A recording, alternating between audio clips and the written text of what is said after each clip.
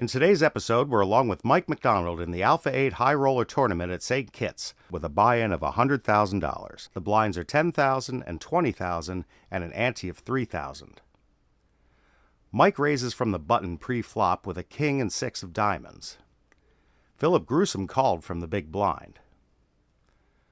The board texture on the flop looks pretty good for Mike, and he's aware that Philip is a very aggressive pre-flop player and he has plenty of chips relative to Mike.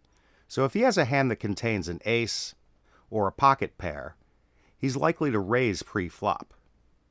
Mike bets $40,000 and Philip calls. Now with this call, Mike knows that Philip probably doesn't have a flush draw because he would raise. So his range of cards after this call would be 2 high cards or 2 cards that contain a 9. Or maybe he was just floating with air hoping to win the pot later in the hand. On the turn, a king of clubs shows up.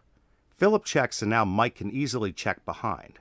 But Mike knows that unless Philip called on the flop with 2 high cards, he now has the best hand, especially when he knows Philip doesn't have a flush since he didn't raise on the flop. At this point Mike can bet, but he needs to know that if Philip calls, he might have equity in his hand, like a hand that contains a club, a king, a 9, or even Queen Jack. Mike bets $75,000 and once again Philip calls. On the river, a 3 of hearts shows up, and after Philip's check on the turn, there isn't any point to continue betting.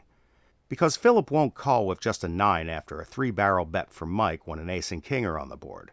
He can only call with a better king. Mike checks and wins the hand.